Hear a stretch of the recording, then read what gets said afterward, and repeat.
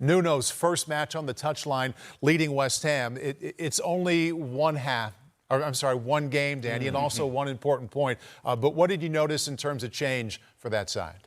I think first and second half. I think it's a really good sort of video for Nuno. I think it's a video where he can sit down with his players and say, first half, this isn't acceptable.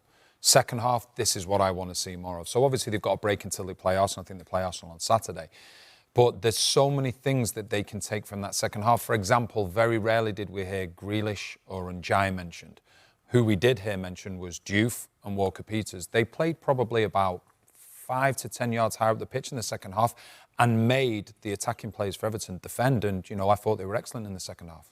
They were a lot better in the second half, Absolutely. for sure. He got a reaction. 45 minutes into the game, you'd asked at the start of the game, where was the manager bounce? I wasn't sure.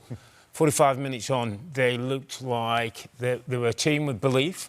I thought Diouf and Somerville down the left-hand side were a real threat to Everton. They almost pinned Everton back. They got the goal. And if there was one team more likely to win it, it looked like West Ham. So I think, as Danny said, there's a lot for a new manager going in for 2 days, not having a lot of time and a relationship with the players. To get that reaction gives him a real base to start working on. I think as well in the second half, because we mentioned at half-time, Fulkrug he was so separated from the rest of the team.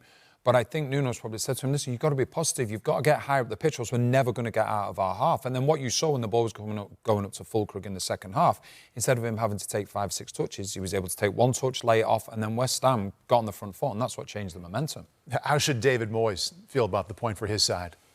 Disappointed. To be 1-0 up at half-time, to have control of the game, and they let that slip.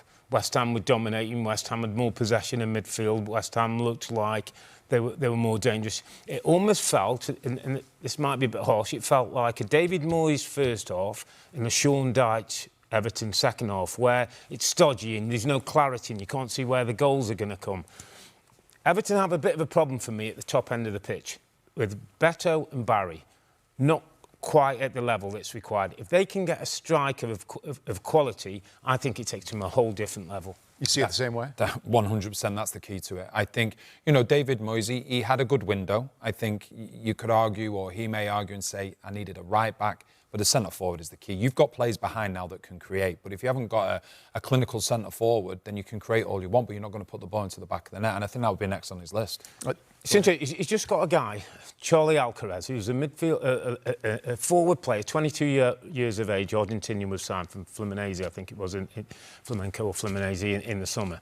The point being, he's a footballer and he's talented. And I just wonder if he could almost get somebody like him into the team, maybe play Njai in the high position, the centre-forward position, and get him on the right-hand side. Again, he was on the bench. Again, he wasn't used. And I remember last season, he can be a really dangerous player and add a little bit of an X factor to Everton in the attack. Hi there, I'm Rebecca Lowe, studio host of NBC's coverage of the Premier League. Don't forget to hit subscribe to watch more videos all season long. And for even more Premier League content, from original series to live matches, head over to Peacock.